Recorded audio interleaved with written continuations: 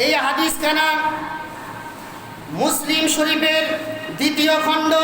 ৭৬ হাদিস, মুসলিম শরীফের দ্বিতীয় খণ্ড পৃষ্ঠা নাম্বার ১৯০, মুসনাদে আহমদের ৬ষ্ঠ নম্বর খণ্ড পৃষ্ঠা নাম্বার ৩৪৭-এর মধ্যে আসমা বিনতে আবু বকর সিদ্দিক রাদিয়াল্লাহু তাআলা আনহা বর্ণনা করেন, ক্বালা কানা রাসূলুল্লাহ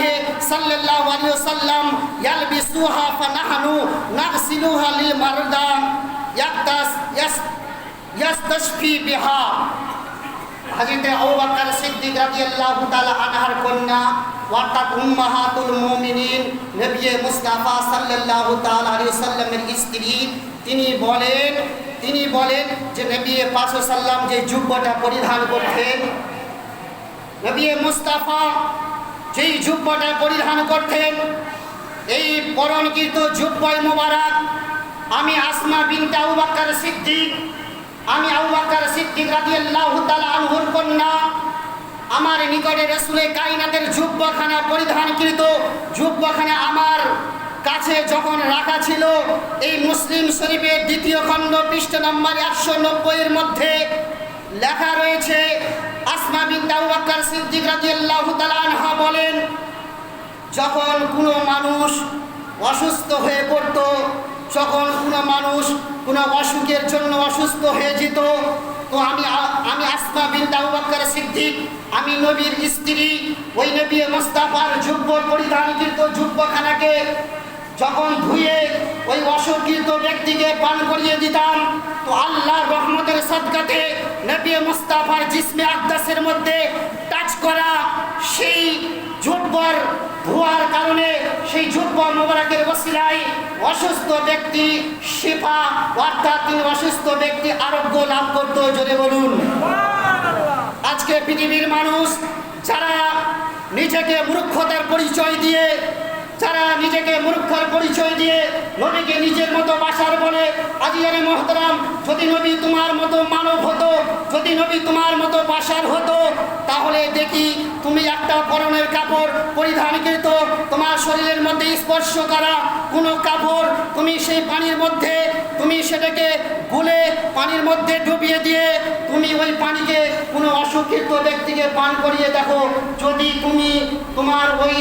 পরিধানকৃত পোশাকখানা পানিতে ডুবানোর পরে অসুখিত ব্যক্তিকে পান করার পরে যদি তোমার ওই পোশাকের দরুনে যদি অসুখিত ব্যক্তি সেবা পায়, তাহলে তোমার এটা ঠিক অর্থে ব্যবহার হবে যে নবীকে তোমার মতো বাসার বলেছ। আর যদি তোমার পরিধানকৃত কাপড় যদি পানির মধ্যে ডুবার পরে তা যদি কোনো অশিক্ষিত ব্যক্তিকে পান করার পরে আরোগ্য লাভ না করে, তাহলে এটা তোমার মূর্খতার পরিচয় হবে। নবীকে তোমার মতো বাসার বলেছো, এর জন্য তুমি নবীর সম্মানে তৌহিন করেছো, তুমি নবীর সম্মানে আঘাত দিয়েছো। শরীয়তের সংবিধান হলো, যে ব্যক্তি রাসূলে মুস্তাফাকে আঘাত দিয়ে, যে ব্যক্তি নবী মুস্তাফাকে কষ্ট দিয়ে, যে ব্যক্তি যতই ইবাদত করুন না কেন, আল্লাহ বলেন ওই ব্যক্তির ইবাদত, ওই ব্যক্তির নামাজ, ওই ব্যক্তির রোজা, ওই ব্যক্তির হজ, ওই ব্যক্তির যাকাত, ওই ব্যক্তির দান খয়রাত আমি আল্লাহ তাবারক ওয়া তাআলা আমি কখনো কবুল করব না। যে ব্যক্তি আমার রাসূলকে কষ্ট দিবে, যে ব্যক্তি আমার রাসূলকে অবমাননা করবে, যে ব্যক্তি আমার রাসূলের শান তাওহীন করবে, যে ব্যক্তি আমার রাসূলের শান মর্যাদাকে নিয়ে তাওহীন বা হিকারাত করবে, কুদৃষ্টিতে দেখবে, খারাপ নজরে দেখবে, ওই ব্যক্তির আমল ওই ব্যক্তিকে কখনো জান্নাতে লাভবান হতে পারবে না। জান্নাতে লাভবান তো দূরের কথা, জান্নাতের খুশবু পর্যন্ত ওই ব্যক্তি কখনো সে ব্যক্তি কখনো নিজের নাকের মধ্যে সে ব্যক্তি পাবে না। জোরে বলুন।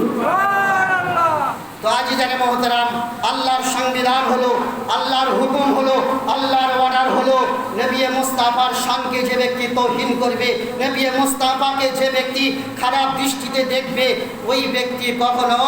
তার ইবাদত খোদার দরবারে কবুল হবে না। আমরা সুন্নি মুসলমানেরা আমরা সব সময় দেখি নবীর শান মান মর্যাদা কোথায় আছে, কিন্তু ওয়াহাবি দেওবন্দি লামুসাবি গায়র মুকাল্লিদ কথিত আহলে হাদিসরা দেখে নবীর ত্রুটি কিভাবে বের করা যায়। তারা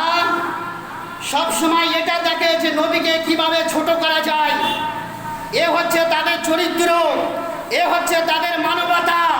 কিন্তু আহলে সুন্নাত ওয়াল জামাতের আকীদা, আহলে সুন্নাত ওয়াল জামাতের মানবতা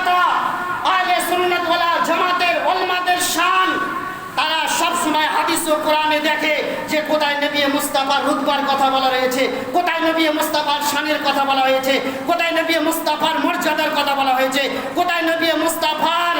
ইজ্জতের কথা বলা হয়েছে। আল্লাহর মুহতারাম, এই দুইটাই হচ্ছে পার্থক্য, এই দুইটা ওয়াহাবি দেওবন্দি এবং সুন্নিদের মধ্যে এটাই হচ্ছে ডিফারেন্স। আল্লাহ তাবারক ওয়া তাআলা আমাদের আপনাদের সকলকে যেন হিদায়াত যেন দান করে, এটা আল্লাহর কাছে কামনা করি। ওয়া আখিরু দাওয়ানা আলহামদুলিল্লাহি রাব্বিল আলামিন। আসসালামু আলাইকুম ওয়া রাহমাতুল্লাহি ওয়া বারাকাতুহু।